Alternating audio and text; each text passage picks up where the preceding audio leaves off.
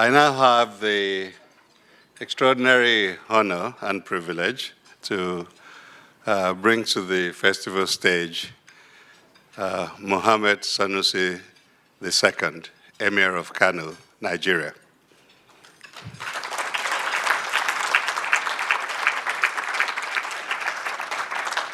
I think I should just leave it there because it could go rapidly downhill from here. The Emir.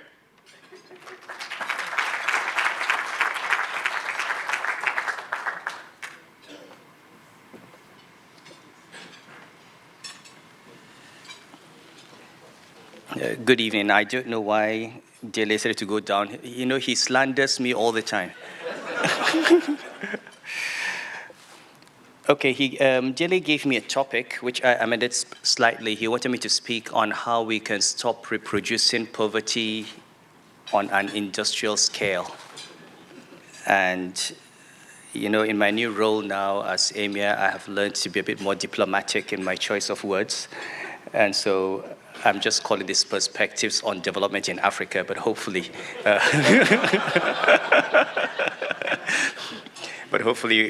we'll get there through a more diplomatic route. So what I'm going to do today is talk to you, share some views about my own perspectives on African development today, the changing world in which we are, what I think we need to focus on, and hopefully a lot of the conversation will come up when I sit with Francis after the presentation.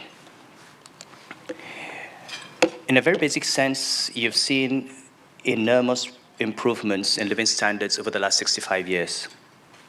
You can see from these two maps what has happened to life expectancy over that period. In the developing world, it was only half of what was in the United States. It's now beginning to close the gap. And we've seen improvements all over. The same thing with the poverty numbers. We've had major improvements in living standards globally. Hunger, poverty, illiteracy, and child mortality have all been reduced by 40 to 50% relative to their 1990 levels. And this graph shows that. However, now this is distribution between different poverty thresholds, and this is basically sub-Saharan Africa, but you have regional disparities. In every region of the world, poverty has come down, apart from sub-Saharan Africa. So you can see sub-Saharan Africa, we've moved up from 1990 to 2015. So the global reduction in poverty masks increase in poverty levels in Africa. And if you followed the Goalkeepers report last year with Bill Gates, the numbers have been alarming. In the last 40 years, China has lifted almost 700 million people out of poverty. And according to the Gates Foundation, by 2050, 85% of extreme poverty in the world will be on the African continent. And half of those will be in Nigeria and DRC. Now, one of the major drivers of poverty is the population growth. Median projections show that by 2020, by 2100, right? Africa will cross the 2 billion mark if we continue at this rate. Fertility rates are among the highest in the world. In Chad, 6.3, Nigeria, 5.5, Ghana, 4, Egypt, 3, India, 2.7, Brazil, 2.5, Iran, 1.9. And within the countries, you've got regional variations. So in Nigeria, you'll find much higher fertility rates in the north, where you also have the highest levels of poverty, as we'll see, than in the south. So we use Nigeria as an example and try to see what patterns can we have. Across income levels, the poorest tend to have the highest fertility rates. The education of girls is a major driver. The higher the levels of education of girls, the lower the fertility rates. And then the region, obviously, is just reflection. So in Nigeria, the Northwest is where you have the highest level of, lowest levels of girl child education, the highest number of out-of-school children. And that's where you also have the highest fertility rates, so you've got this condition. So from this, we can begin to say, what do we need to begin to look at? And here I'm playing my role as an advocate of the UN SDGs. You've got 17 of them. I told them from the beginning that I'm interested in only 2, SDG 4 and SDG 8. I'm not interested in all of them, I'm interested in subsets of that. I'm interested in girl-child education, and I'll say why. I will come to that. I believe that the single silver bullet that will solve 70% of our problems in Africa will be the education of the girl child.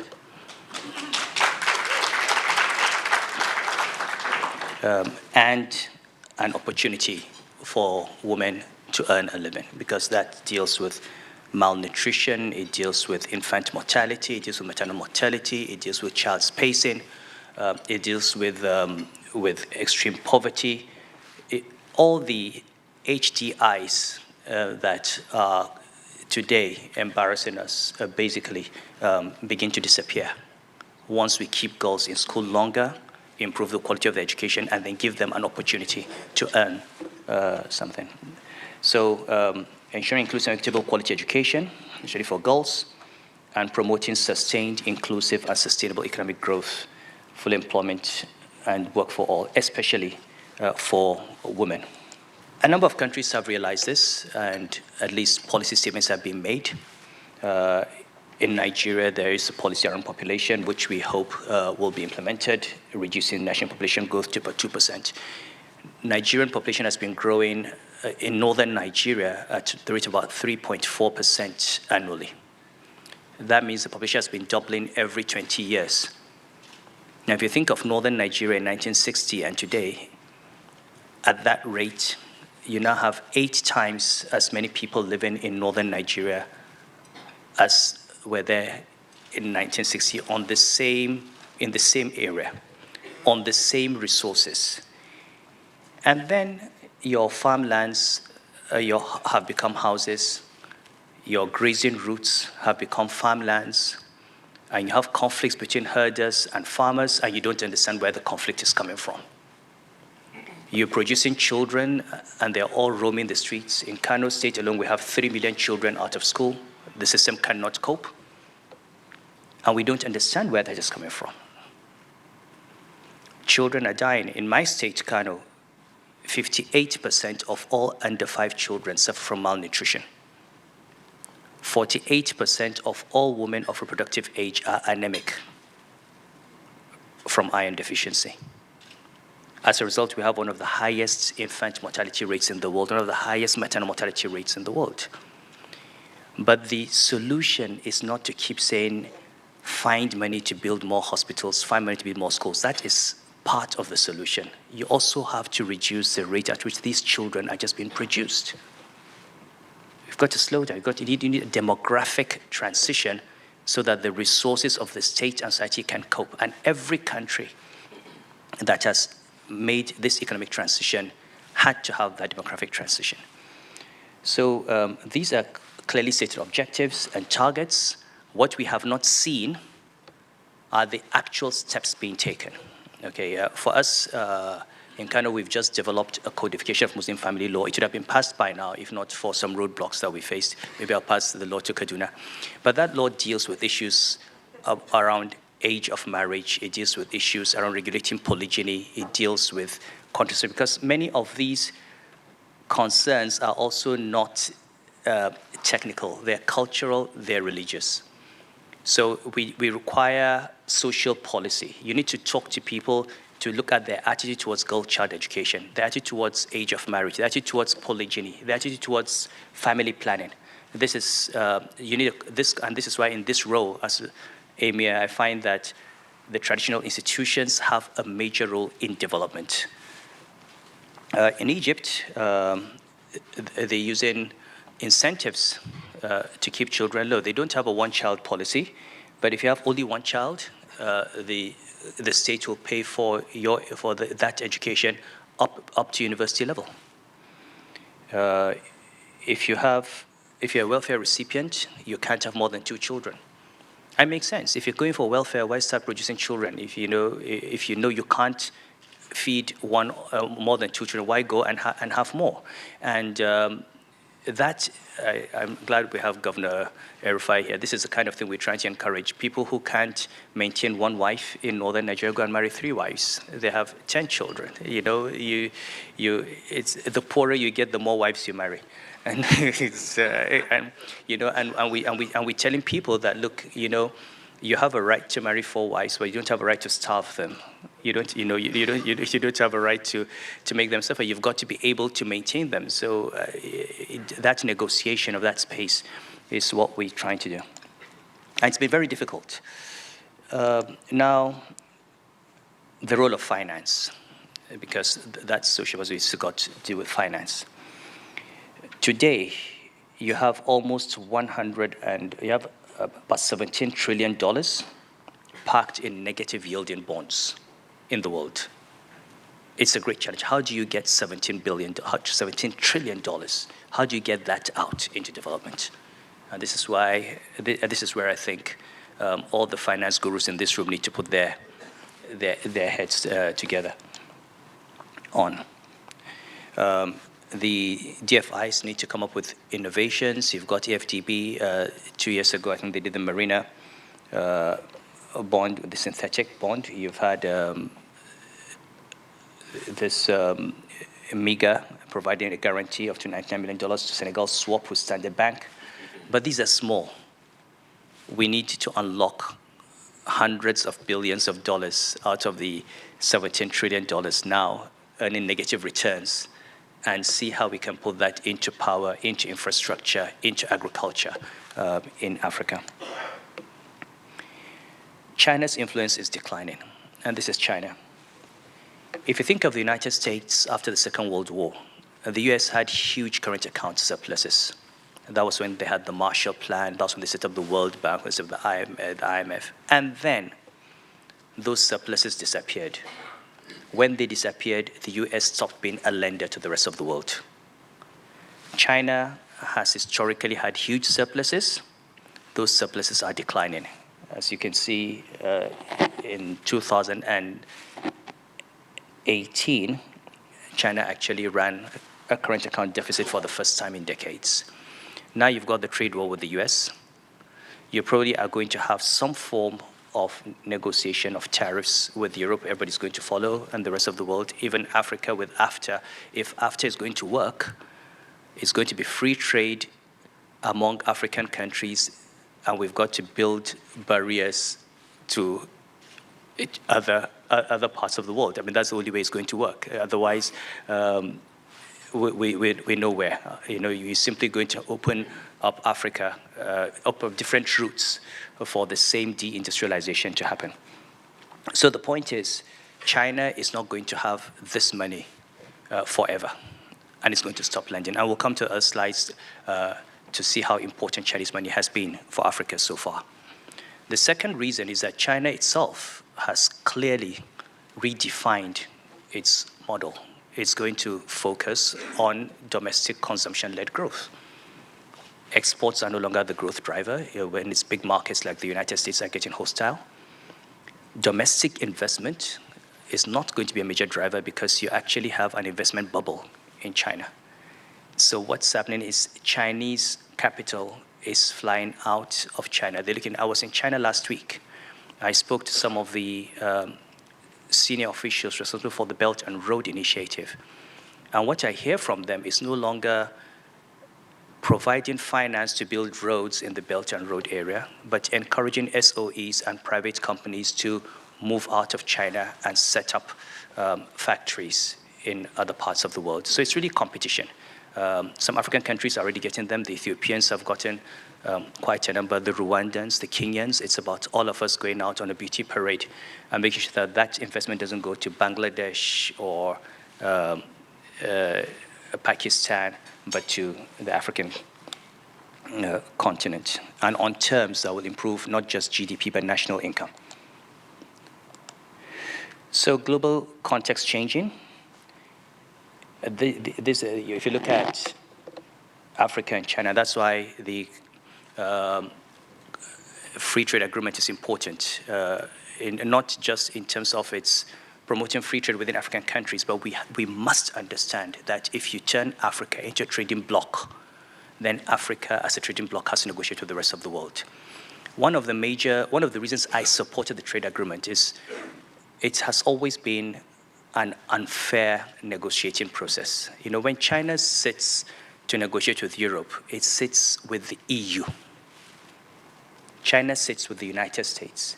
But when you have a trade agreement between China and Nigeria or China and Rwanda, you know, the playing field is not level. Hopefully, the African continent as a whole can negotiate better, and hopefully we can protect the borders better, and hopefully if we can all agree, we can protect the industries within the African continent better. Now, in a trade war, the country that runs the current account deficit is usually the winner. And African countries are all here with negative current account balances. I mean, this is the reason Donald Trump is fighting China. We may not agree with what he's doing, but ultimately, in that trade war, and if you look at it just in terms of pure trade, the US will be the winner because China benefits more from that relationship.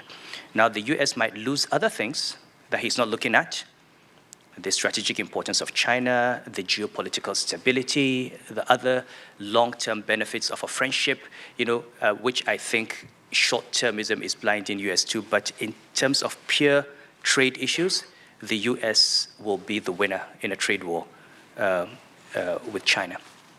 And if African countries can begin to protect their domestic industries, they would ultimately be the winners. These are the patterns of structural change. In theory, this is how we should move from informal agriculture to organized manufacturing to services.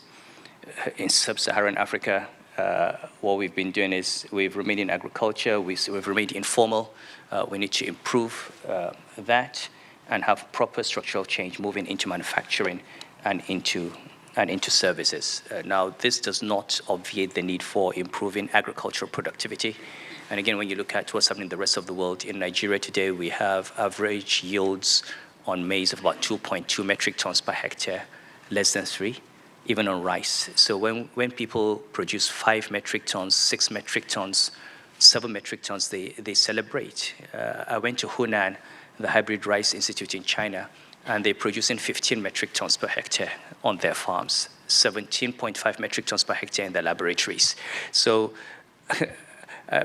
I'm chairman of a company called Babongo. Now we do social impact, and we've been celebrating when some of our farmers get 5 metric tons, and all of a sudden I got so totally deflated, you know, I realized that we know where, you know, because we're looking at 2.2 to 5, we thought, oh, this is great, but when other places are doing 15, you know, we shouldn't be happy with 5 metric tons. And to be honest, before you get enough capital in, fix power, fix infrastructure, build industries, create markets, you need to have the quick wins. And the first quick win is improving agricultural productivity and farm incomes then before we go anywhere.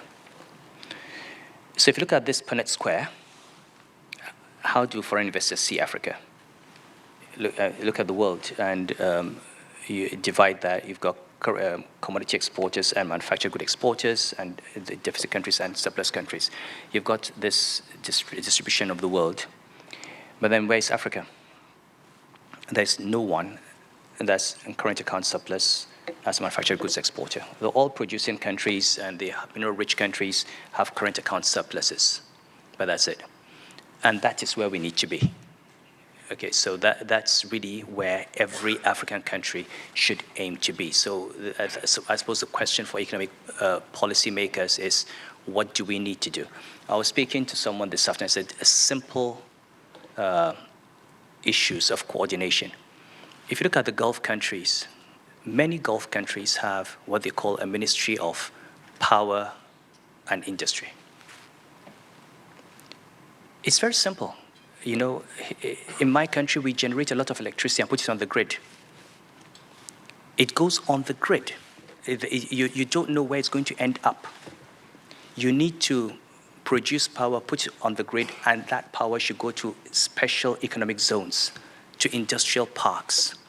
If people want electricity to watch their Arsenal versus Manchester United game, they can do an off-grid solution. That's not, they don't need grid power, or for DSTV, they don't need grid power, So, but everybody is on the grid, and most of them are not paying. So you basically have the power, but the power is not powering production. So simple coordination issues, sometimes it's not money, it's just thinking through I'm glad we have broken up Ministry of Power, Works and Housing. I never could see the connection between the power and works and housing. They're just too.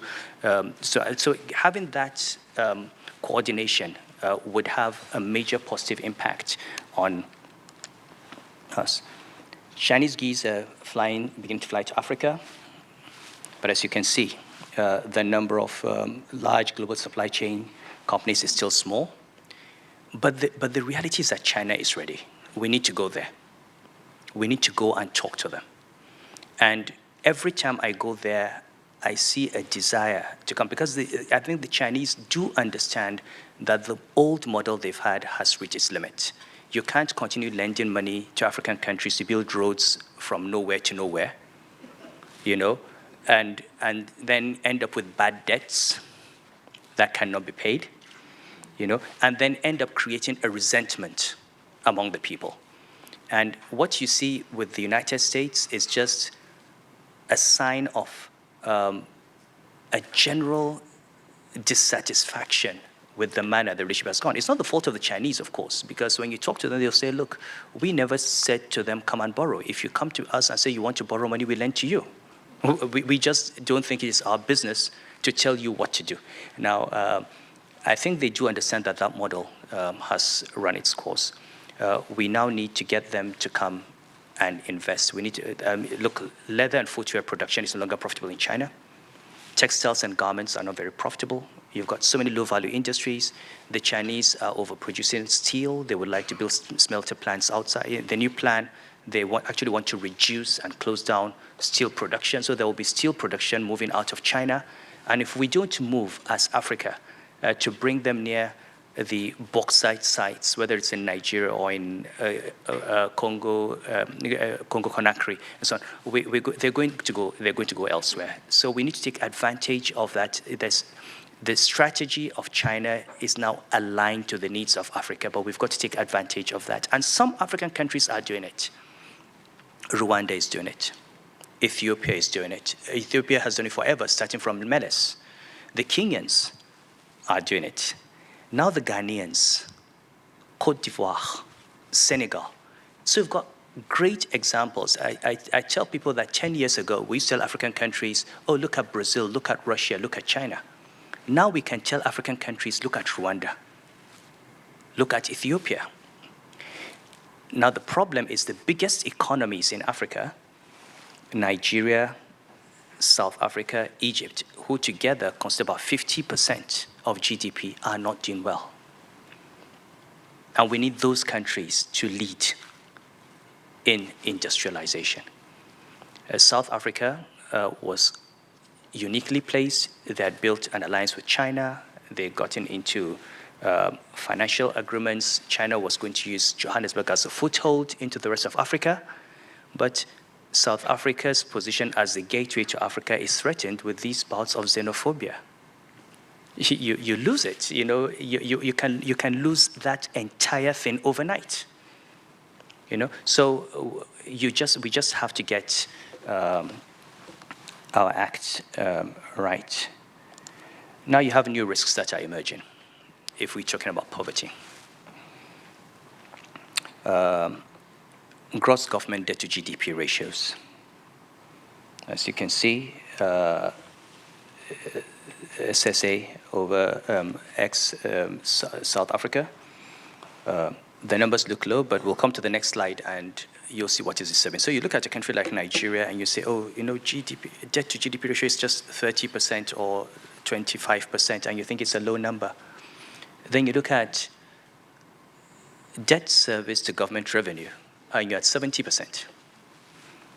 because your tax revenues on GDP are only 6%. It's only 6% of GDP. So, and you don't, and when I was in central bank, I used to complain about this number because I was a credit officer in the bank. You don't pay debt out of GDP, you pay debt out of revenue. So this number is totally useless. It's totally useless. If only 10% of your GDP is paying tax, that is the relevant base for borrowing. You've got an agricultural sector that's 40% of GDP that pays no tax. You have an informal wholesale and retail trade sector that pays no tax. I mean, who pays tax? The oil sector, import-exports, which are also tied to the oil sector because there's a strong correlation. When oil price goes up, we earn more and we import more. We get more import duty. When oil price goes down, you have the reverse, And maybe the formal multinational corporations. Who else? And so when you go up to 20, 30% of your GDP, you may actually be at near 100% of the tax-paying segment of your GDP. And that's a big problem. And this is a problem, I think, with many of the countries in Africa. If you take out countries like Botswana and Rwanda, and then those that have concessionary loans throughout. Now, what is the result of that? Debt service to revenue. This is pre-HIPC and post-HIPC, estimated in 2019. Most countries in Africa now have debt service to revenue ratios that are much, much higher than before debt relief. I mean, this is where Nigeria was at the point of debt relief. This is where we are now. And if you remember, Nigeria went for debt relief. It was we all felt the country was about to go bankrupt at that time. But look at where we are now. Look at Egypt. Look at Ghana. Look at Angola. I mean, that's where Africa. Because what happened was after the debt relief, what happened? We just went back and started building up domestic debt, issuing treasury bills, issuing bonds, and 10-year money, 15-year money, 20-year bonds, developing a bond market for traders like Francis to buy bonds and and make money. And then, okay, what did we use the money for?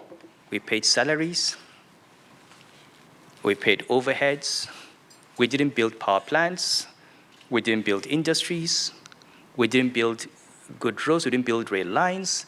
So we've got this huge stock of debt that has really all gone into consumption long ago. We can't even show.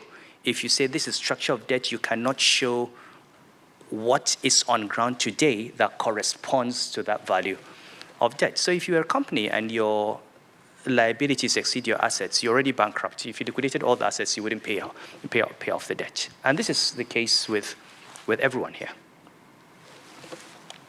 And these are huge risks. And again, this model has reached its limit. You cannot continue borrowing to service debt.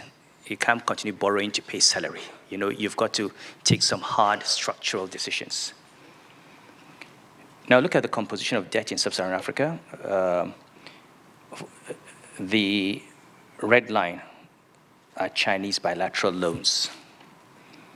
So in places like Republic of Congo and Egypt and Mozambique, someone told me a story about DRC, about a Chinese loan that was taken with a very beautiful highway.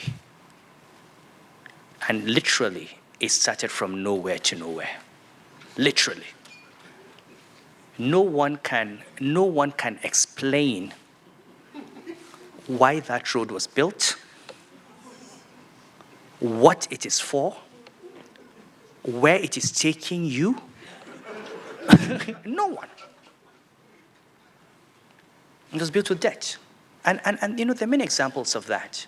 I imagine the Chinese themselves have learned that you can't continue like that, but a lot of this debt may not come back. What have we had? We've had big improvements in living standards, but obviously the benefits of globalization have not been spread evenly. We all know that. Globalization has made parts of the world extremely rich, It's made other parts extremely poor. And within those poor countries, we've also had increased income inequalities. And, when you go below the national level, you even have clarity. I take Nigeria. If you look at the Oxford Human Development Indices, on a global basis, you will be told incidence of poverty in Nigeria is 45%, which is bad. When you break Nigeria into regions, in the southwest, poverty is at 20%. In the northwest, it's at 80%. In the same country. And if you go further down at the state level, in a state like Lagos, incidence of poverty is less than 9%. In Zamfara, it is more than 90%. Kano is the most populous state in the country. We have an incidence of 75 to 77%. And yet, maybe the two richest men in Nigeria, the richest man in Africa is Aliko Dangote, and maybe the next richest, Abdul Samad, they're both from Kano. But then you've got 77% of the population in extreme poverty. So you don't just have regional disparities within, in the world, you then have huge and increasing inequalities among individuals and corporations. So we need to have great levels of investment, and frankly, we don't have. I know we talk about raising domestic savings and raising VAT, but for the kind of investments you need, you're going to have to play catch up. What we need is to see how we can attract that $17 trillion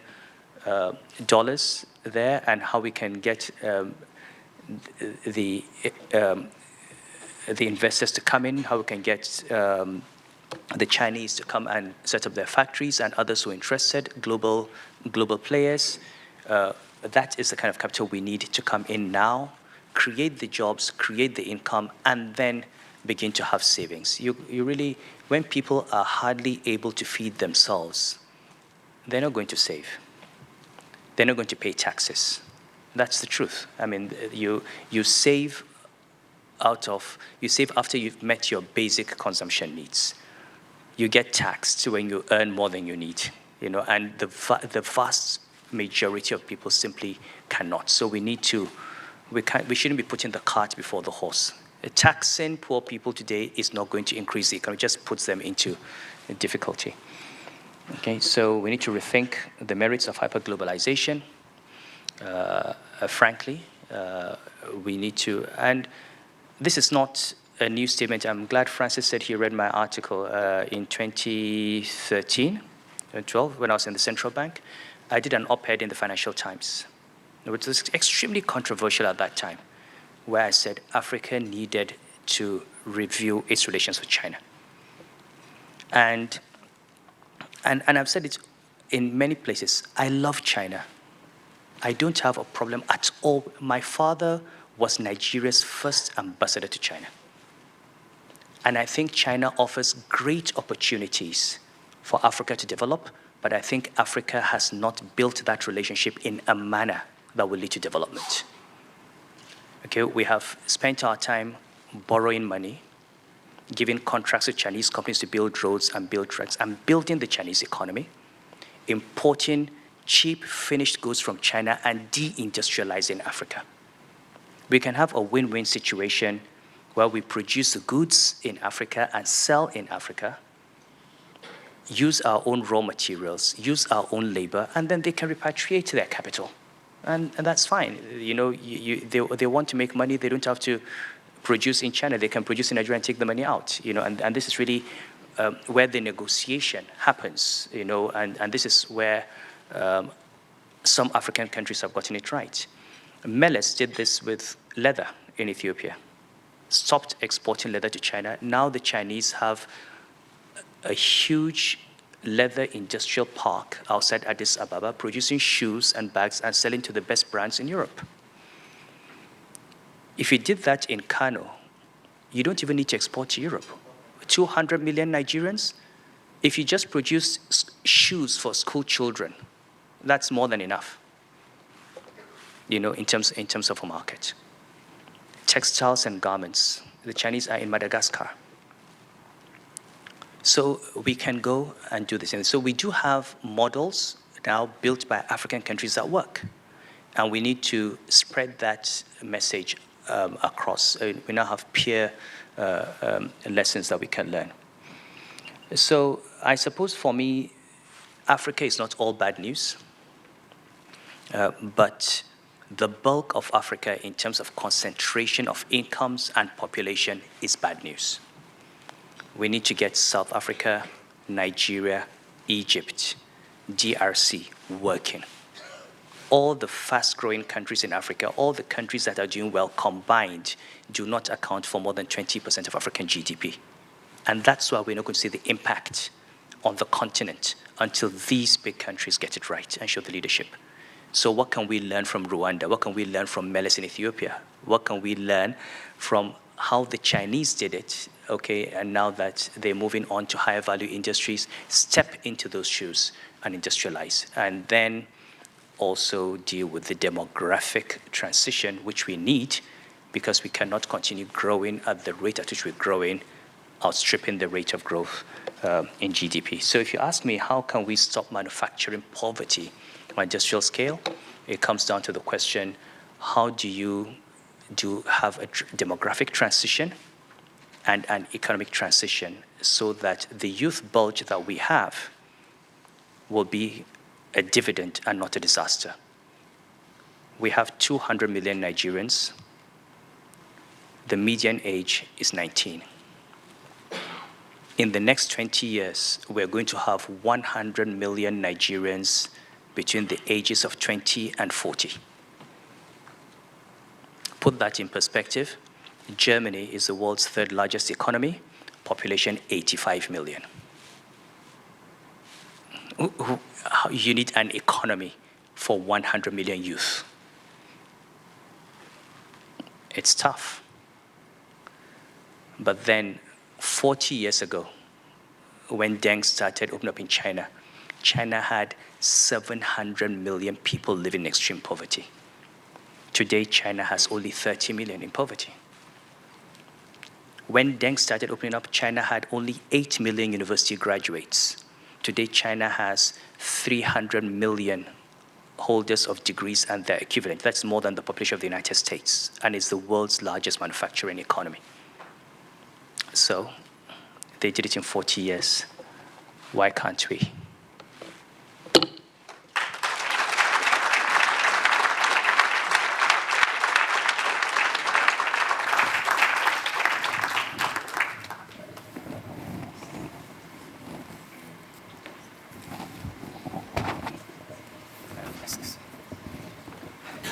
Congratulations on very thought-provoking remarks. Living completely up to the title for this evening's talk, which is Dinner Provocations. By way of introduction, my name is Francis Daniels. I live in Johannesburg, from Ghana. So I come from one of the rounding error countries. And I live in one of the countries which do matter. And what I do is manage a couple of funds which invest across Africa with a value investment orientation. What I'd like us to do is to have a conversation with His Highness, quizzing him about the remarks he's made. I'll naturally be selfish. My colleagues know that I'm inclined that way. And so I'll spend a little bit of time asking my questions. But what I'd like you to do as I speak is think about your questions. What we have today is a unique setting. And the reason it is unique is that most of Africa's leaders have been leaders who do not come from the historical African ruling elite. In His Highness, we have a very rare occasion. We have a person who has excelled in independent Nigeria, and at the same time is a traditional leader. So we have someone who can answer our questions for both the traditional as well as the modern. Based on your ending and your reference to the accomplishments of Deng Xiaoping, I thought about remarks made by by the late Lee Kuan Yew on meeting Deng, and how he was struck by Deng's adherence and respect for reality and the problems that reality throws up. So I thought it might be fitting to start our discussion with some reflections from you about why the African rulers seem to be allergic to confronting reality. The statistics that you have put up there, the GDP statistics you put up there, signify an inability to grapple with reality. What are your thoughts? Okay, I mean, it's true. I think that in many parts of Africa, we do tend to run away from reality. And we run away from numbers. And sometimes when I go to events, I like shocking people by giving numbers. Now, when you stand in front of African leaders and say, in my state, 58% of all the under 5 children suffer from malnutrition. 48% of women of reproductive age are anemic from iron deficiency. X number of children of every 100,000 die at childbirth. Those numbers hit when you say 3 million children are out of school. People don't want to hear the numbers. They're fine with your saying there's poverty, they're fine with your saying there's malnutrition, they're fine with your saying there's children out of school, but those numbers are just too scandalous. But until we accept that reality, not just that, what that reality entails in the future, and what it says about us, we're not going to move forward. So take out of school children. We throw these numbers around casually. You'll be told that, 1 out of 6 out of school children in the world is Nigerian. Okay, in my state, 3 million children out of school. The numbers are bandied around casually. But if we just stopped and thought, even within Nigeria and the geopolitics of Nigeria and regional competition in Nigeria, the 3 million children out of school in Kano, their age mates in Anambra and Lagos and Rivers are in class. They study mathematics, they study English, they study biology, they study computer science. In the next 20 years, you're going to have employments into multinational corporations, into banks, into the civil service, into the army, into the police, into the air force, and they're looking for graduates. And you're going to find that they're filled by those who are in school today. Long after we're gone, what is that generation of Nigerians going to say about us, who did not educate them when their mates were educated? In 20, 25 years, you go to a hospital in parts of the north, and you would find that if you have a doctor who's Nigerian, he's probably from Oyo or from Anambra. If you see somebody from the north, he's probably sweeping the floor, or a guard, or washing plates. So for me, I think what will change is when everybody who is in a position of responsibility starts thinking not in terms of what do I do to please those who are going to vote for me in the next 3 years. These children don't vote. They don't vote. They are not going to affect your election. But think about 20 years from now, what will they say about me? When the history of this state is written, or this country, or this emirate, in the next 50 years, in a classroom, and think about your reign, how would you be remembered? And when you think of all the great leaders of the world, whether it's Lee Kuan Yew or Deng Xiaoping or Nelson Mandela, they're people who thought beyond themselves. They're people who realized that being a governor, being a president, being an emir is a gift. Few people actually have that opportunity to write their names into history. And we're wasting that opportunity. You made a head of state, you made a governor, you made an emir for 6 years, 8 years, and you waste that opportunity, you're gone. I mean, we've got people who have been governors in my country for 8 years. You see them now, you don't even recognize them. They can't even go back to their state. They can't even go back. I mean, we have friends here, they know it's true. They can't go. They have to move around in bulletproof cars. So this is not even, they have not even written themselves into the present.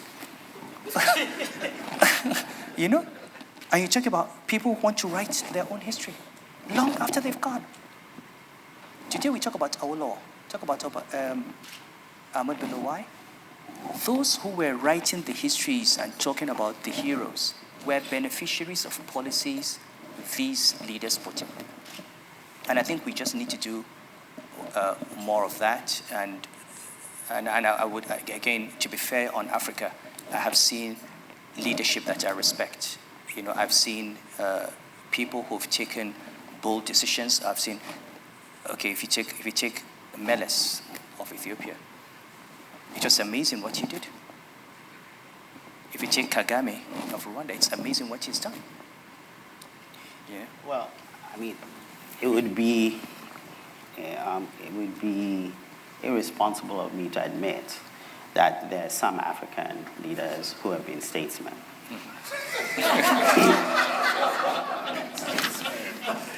But I think the more telling question is really whether we have our fair share of statesmen. One of the things which allow me to be a little skeptical about what you've said. One of the things which has I noticed about countries like China, South Korea, Japan, Germany, countries which are now models to which we look up and we admire, is that in every single instance, they had a serious external enemy. In the case of the Chinese, they had the Russians, the Japanese. In the case of the Japanese, they had the Koreans and the Chinese. The South Koreans had the North Koreans. The Germans had the East Germans when they were West Germany. It seems the threat of losing power to a foreign enemy is an extremely potent propellant of manufacturing and development. When you look at Africa, Africa seems to African governments seem to be very good at intimidating their citizens and very weak at frightening others. So the question I have for you is, how can we substitute the external with the internal? How can we make African leaders terrified of their own so that they develop them? You know, look, you've made a number of generalized statements that we can spend a lot of time debating here. I wouldn't, for example, consider the Chinese government exactly a very liberal and benign government that does not intimidate its people. I wouldn't consider the Japanese during the period of the Meiji Restoration, for example, to have been extremely free people. Lee Kuan Yew was nobody's liberal. You know, I'm not sure that it's all about external threat. So take China, which is a country that I have been fascinated by in many respects. I don't have those rules. I'm not blind to its faults, okay? But how did Deng start? What was the driving force for Deng? A group of economists went, locked themselves up, somewhere came to him and said, we need to try something else. We've been trying this for so long, and this was produced. When he started, he was heavily criticized. The system didn't like it, didn't like opening up. They said, we are abandoning communism. He had one answer. He said, communism should not mean that we should all be poor. That was his answer. He said, it's simple. People just, if you had a system that had just produced 700 million people at near starvation levels, you had to do something different. And when he started with Shenzhen and Shanghai and Guangzhou, there were complaints about some parts of China growing faster than others, but look at what's happening now. They're pulling up the other parts. Okay?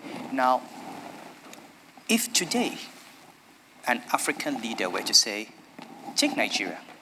Look, I don't see why Kano, Aba, Lagos, for example, cannot be taken as nodes of growth. Kaduna, since my brother is here, it cannot take as nodes of growth.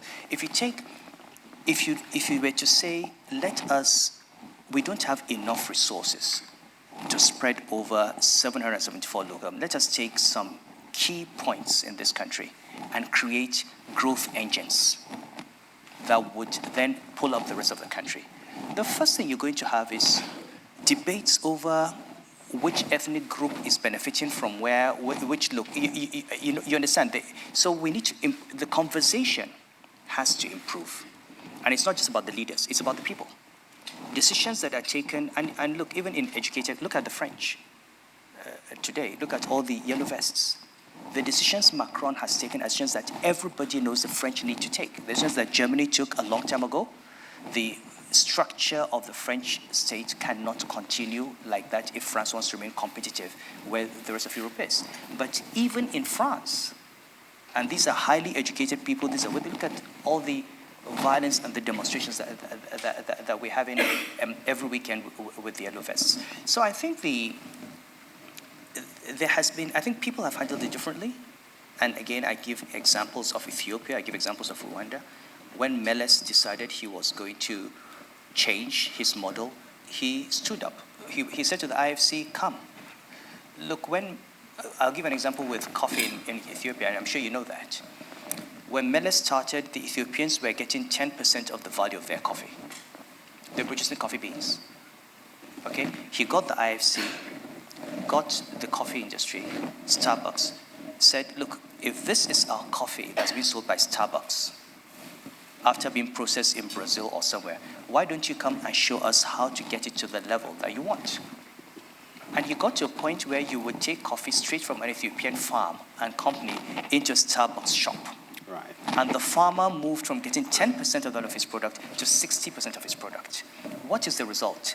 According to the Goalkeepers report, by 2040, Ethiopia would eliminate poverty. So if you have a country in Africa that's going to eliminate poverty, the question is, why can't other African countries do it? So would you venture an answer? I mean, when I take into account your statistic that Nigeria's tax revenues are 6% of its GDP. And you mentioned that I think it's almost 70%. I saw. Debt service to GDP. Yes, debt service to. I think it's 66% according to. To revenues. Debt service to government revenue. To revenues. It seems to me as if Nigeria doesn't really need to be worrying about or trying to get inspiration from Ethiopia. It needs to be doing some basic arithmetic, wouldn't you say? Well, inspiration. At the end of the day, at the end of the day, these issues are structural. Okay,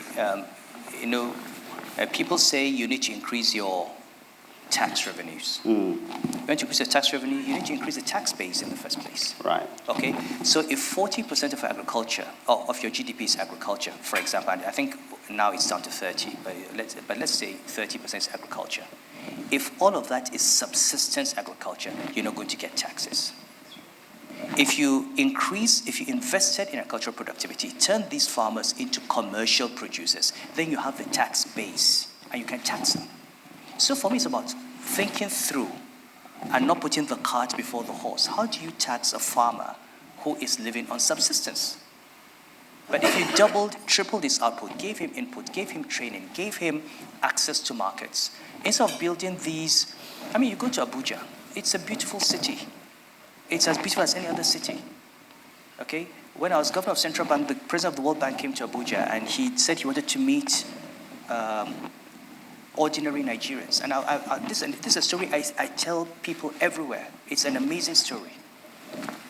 There was a Nigerian who came from somewhere in Kogi, and they brought him, and he was in the crowd. And the president said, "Any questions?" And he put up his hand. And he said, my village, okay, there's a river near my village.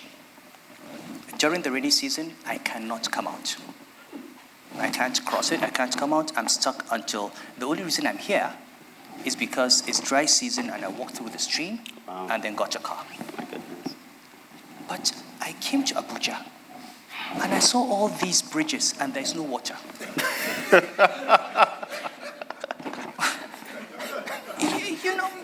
Now, if you just think of how much we spent building overhead bridges in Abuja so that we can move without going into traffic.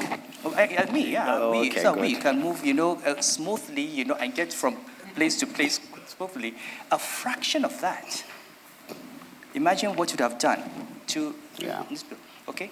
Last year there was a flood in one of the villages in Kano, and I said I'll go and see them. When I went, we had to stay several kilometers away in a near town because they said the cars could not get to the village. Wow. In the rainy season. Now, how do the farmers in that village get their crops to the market? Right. So it's simple issues. And for a fraction of the money we're spending, building overhead bridges and underpasses and all that, we could build rural feeder roads that actually bring farmers to markets and goods to farmers, and they would have a far greater impact on GDP for the bottom of the pyramid than what we're doing urbanization is good and development is good, but it's about a thought process, I think. That's a very good point for asking for more contributions from our fellow guests. What strikes me in your very last point is that probably the two most successful agricultural economies, one has ceased to be successful, but it used to be successful. In sub-Saharan Africa, definitely, would be actually South Africa and Zimbabwe. Zimbabwe has chosen to exit that club, so it's now really down to it's really now down to South Africa. One of the questions for you, which we can come to after listening to the questions, is what is different about the South African and Zimbabwean formula for building a much stronger agricultural base than the other African countries have had. I suspect that there are lessons in there for us. Let me be clear, and this is on the record. I'm not advocating either settler colonialism in Rhodesia or apartheid in South Africa. I just want to be clear. So now with that, what I'd like to do is ask people to put their hands up, ask questions. As you can tell, this is free-flowing, highly opinionated. Take courage and emulate, and let's take advantage of the Emir. What are the policy issues? Of course, some of them are, given in some of your presentation, but I think we need to bring them out in terms of the way forward. And you have been a non-state actor. You are now a state actor, if I have to put it that way. I think we should be able to also say, what have we done? What can we do more? Now, on the issue of poverty, we often discuss poverty in relation to the poor. And I listened to you on population. very, very important. But I also think that there's an inverse relationship between the poverty of many and the damning opulence of the few. And this not from the only communist standing like me. Oxfam released a report about Nigeria that the wealth of 5 Nigerians can eradicate extreme poverty of 112 million Nigerians. In fact, Oxfam repeated it last year again that the wealth of the richest man in Africa, the richest man in Africa can live on $1 million per day for 42 years continuously in a country in which minimum wage is now $95 per month. Now, the question is that what is the policy implication? I think we need just taxation, progressive taxation. Only the poor pay tax. And when I say poor, working people, because it's pay as you earn. You pay from source. Now, how does it add up that we have this number of poor people, they will produce richest people on the continent? Then the last ones are And quickly. finally... No, finally. Finally, about China. You know, I absolutely agree with you. We don't need to be romantic about China, and I'm clear about that. But the key issue you brought back is the issue of beneficiation, industrialization, value addition, which is missing now. Nigeria produces crude oil. We export crude oil. We import petroleum products. You can't create jobs. The same thing in South Africa. Gold mines, platinum, and then we go to Geneva to go and buy trinkets. We need to add value. And for me, what we need here again is conversation. Governors are here. What are they doing to add value? What are they doing? What did you do as a CBN governor in terms of policy in which you have beneficiation, we have value addition, and create jobs? Thank you very much. Please go. Okay. I think Issa has gone over a whole range of. First of all, I think we must understand that over the last few decades, we've had the death of ideology. In a sense, the collapse of the Berlin Wall, while it was seen as a major turning point in history, basically meant that there was no opposition to a whole horde of intellectuals that were advocates of the unbridled free market.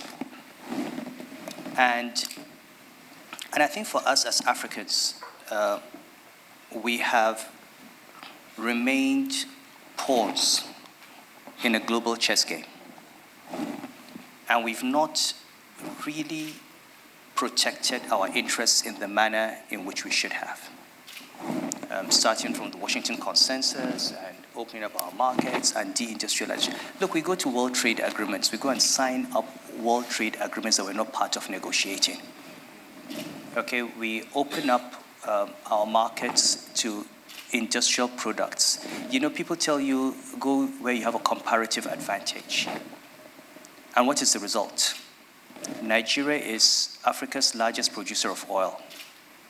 Yet, we spend most of our foreign exchange importing petroleum products. The largest export of the United Kingdom and France to Nigeria is petroleum products. And we're an oil-producing country. Okay? We burn off our gas. We don't produce enough power. We produce cocoa. We don't produce chocolates in Nigeria. We import chocolates. We produce cotton. We import our textiles and garments. You know, so we continue importing what we could produce. And by the way, we export what we don't produce. You know, military governments in Nigeria have established democracy in Africa. So that's one of the great achievements of our country. So it's understanding that, and you know, we need to be part of this global discourse. Take migration. I was on a panel in Marrakesh, and people talked about migration in Africa. And you know, African leaders still go. They get called to France. They go and sit down. We're going to give you 2 billion euro to help stop migration. And ask a simple question. For the last 30 years, we've been told, open up your capital accounts and have free capital flows. Okay? It should be fine for Francis to sit in London or New York and bring dollars into the Nigerian stock market, buy shares, make a profit, sell the naira, buy the dollars, repatriate his profit without restriction. It's good for the world economy. Open up your market to goods, finished products from China, from Bangladesh, from United States. Buy TV sets, buy cars. It's good for your economy. Okay? Sell your raw materials freely. So we're told it's fine for goods to move freely. It's fine for capital to move freely, but it is not fine for people to follow the wealth. Okay? So you can sit in New York, bring capital into Africa, make the profits, take out the capital, okay? Impoverish because you're taking wealth. I mean, nothing comes out of nothing. The profit that is made by the investor in the United States on his investment is wealth taken out of Africa to America. But the African cannot follow and share in that wealth. Why is it okay for capital to move, for labor, for goods to move, but not okay for human beings to move? Why? And you know what? African leaders go and sit down, and the Germans say, we're going to give you 2 million euros to stop migration, and they're very happy. And you know what it is? It's a fraction of the money we're making out of your countries so that you can keep your nationals in the ghettos that we have created. We need to have a conversation around the global economic structures. We need to protect African production. When you go to France, instead of asking them how many guns you need or how many pounds you need to, how many euros you need to keep people, why don't you tell them how many solar panels you need to generate electricity and build a factory and create jobs? We don't hear that. 2 billion euro to keep, why give the money to stop migration? Why not bring in the $2 billion and fix the power system in Nigeria? So you create jobs. If people had jobs, they wouldn't risk their lives in the desert or the Mediterranean to go to Europe. So the migration problem you have is tied to the poverty problem. And it's all tied to global inequality. It's all back to ideology. And I think we're at a point now where voices are being raised. And people are saying that globalization may have had a lot of good, but it has not been good for everybody. And some people have actually had the rough end. And maybe it is time to begin to retrace some of those steps and understand that the market has not been as wise and generous to all of us as we thought before. That's and that's why I'm happy that people like you still remain faithful to the old left-wing ideology. I cannot make any pretenses now. Dressed like this, no one would believe that I'm a Marxist. So I will not even I will not even pretend to be one. Yes, you. Before you make your ask your question, could I just ask everyone to be succinct and focused in their question? Thank you. So my question is, we kind of have sat down and listened to all the issues and the problems, and I think at different fora we always do this. The problem has always been Africa getting the leadership that is required to actually take the hard decisions, like go to France and then talk about solar panels and not collect money to stop people from migrating. With specific reference, for example, to a place like Nigeria, my question is, how do we get into political office people like you, who can actually take the decisions that are required? And I think this is, for a lot of African countries, a major issue. The political processes we have at the moment in place do not allow us to produce the sort of leadership that can think the way you are thinking and that can take the decisions that are required in order for us to do all the things that we know we should be doing. You know, to be honest, Kadari, I think that wherever we are, I mean, leadership, I am in a position of leadership today. Okay, so let me give you an example. Okay, one of the big issues we have just talked about demography. Okay, there is no way you're going to address issues around age of marriage, around family planning, around regulating polygyny by just being a politician. You need the traditional and religious institutions. And so in the last 4 years, for example, we had to hammer out, after fighting and arguing and debating with the scholars, a codified Muslim family law for the first time in northern Nigeria. And it's amazing, when we're working on this, what I found most remarkable was I got a letter from the President of the Republic of Niger inviting me to Niamey. And he put together every traditional ruler and major scholar in Niger. And he wanted me to talk to them so that they would understand that there is nothing un-Islamic about saying, wait until a girl is biologically and emotionally mature enough to be a mother before you marry her off. Space your children. If you cannot maintain 2 or 3 wives, do not marry 2 or 3 wives. Do not produce children and leave them on the street. It's not religion. Now, that has to be done. Because no matter what the politicians do in terms of fixing power and fixing industry, if you continue, he's a governor, he knows that. If he has a statistic of out-of-school children and he builds enough schools for them, I assure you, by the time the schools are ready, there'll be twice that number waiting at the gate. It's a problem we've got to address. And at the same time, being in this role also got me to understand things I didn't understand before. When I was in the central bank, I dealt with numbers. I'd see X number of Nigerians living on less than $1 a day. When I became Emir, every day I saw those people and I saw their lives. I had this Western elitist mentality, our people don't want to educate their daughters. Then you go to a village and there's no school. And there are no teachers. So how do you accuse someone of not wanting to educate his daughter when you've not given him the school? It's not a demand problem, it's a supply problem. But it's very easy to blame people and their culture for not seeking education and therefore free those who were responsible for building the schools of that responsibility. And the system cannot hold. The politicians need to be held to account by people who are not politicians. That's how democracy works. The traditional rulers, the religious leaders, the civil society movements have to be there to say, this is what we want. And you also have to teach people what they want. So one of the things we're trying to do in Kano is see if we can get a broad consensus among people. Let people decide that they want to have their daughters educated to senior secondary school.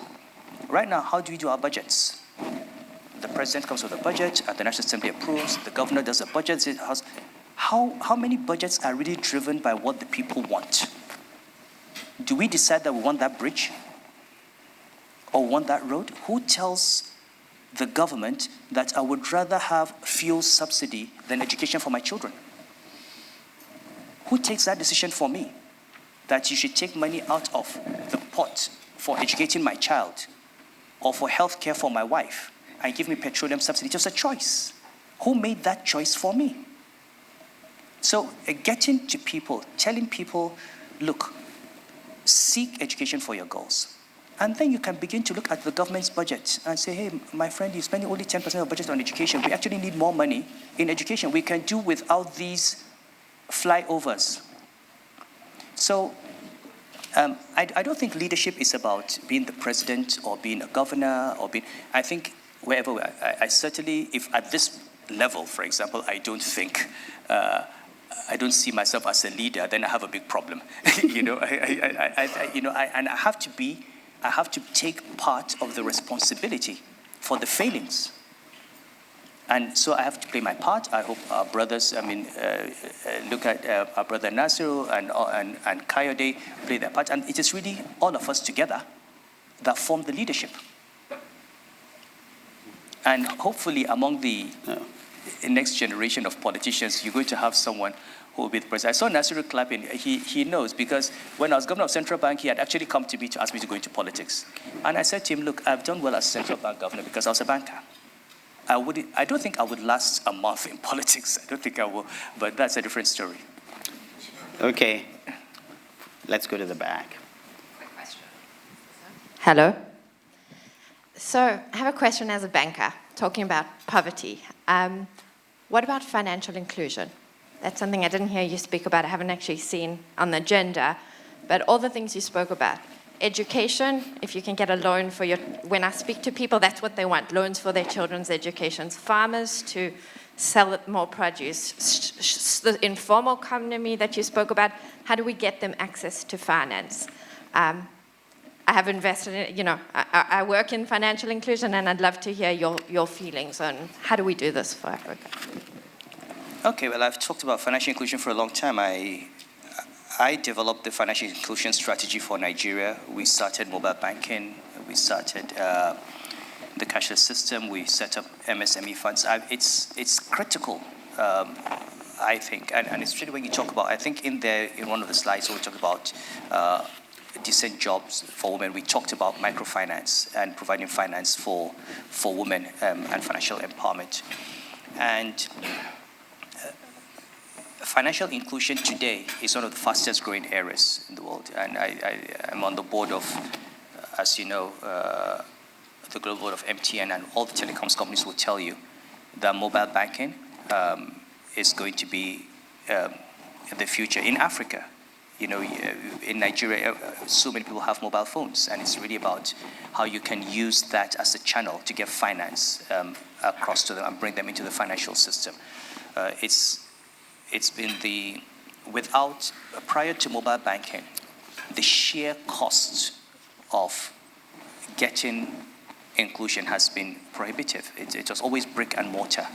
And I think if you look at Ghana today, I think Ghanaian GDP, the last quarter, the fastest growth came from telecoms, and the subset of that was really financial inclusion. It's this whole mobile banking. And it was really about changing financial regulations from bank-led to telco-led models, which they've done. And I think Nigeria is considering doing that. And I do think that there's a lot of room and a lot of scope for that. I agree with you. It's just that in a presentation such as this, you can't cover 100% of the issues. But yeah. I'm afraid when I see Dele standing, rather... Look, Dele just wants to go and drink. Rather than sitting. For those of us who do not drink, this is our period. Please sit there. For those of you who do not drink in public.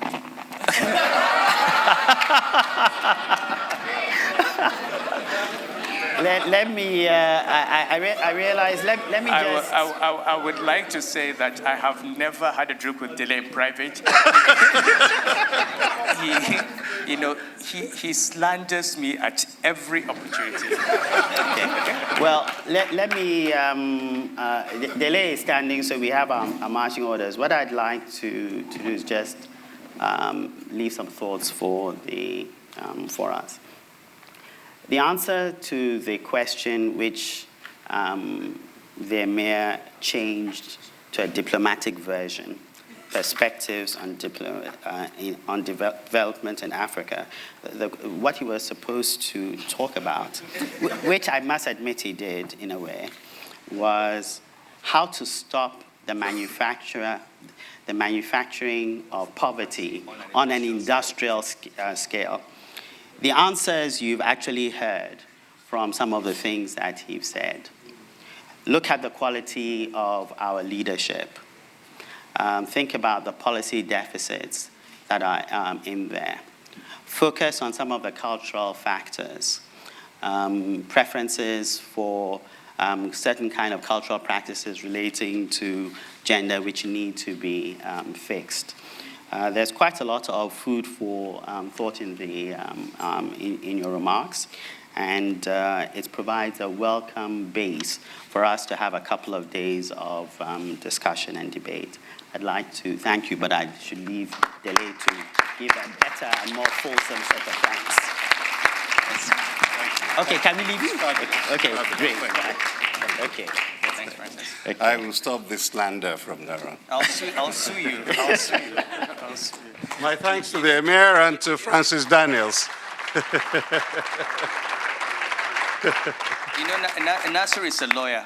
Yes. I'll have him sue you when he's out of office on my behalf. He's also my friend. Thank you so much. I apologize for inflicting this level of seriousness on you after dinner, but I am not sorry at all, because we have to face the reality of the situation that confronts us on the continent. So I thank you again for taking it as seriously as you did, and we are going to have more of this. But we're also not unmindful that some of you, the bitter enders, may choose to have nightcaps. And there is a live band in the hotel bar area, and those of you who want to carry on the conversations there are certainly welcome to do so while listening to music. Tomorrow, we are going to do a lot of extraordinary things, a lot of powerful and hopefully impactful sessions. And I would like simply to highlight at least one of them. Manoj Kumar would be doing an extension of the riff from the Emir tonight by describing to us his thesis of how poverty is entirely man-made and how we can deal with it now, not in the future, not at some point in the next 3 generations, but now. So on that note, I thank you all for being here, and I will meet some of you in the bar area.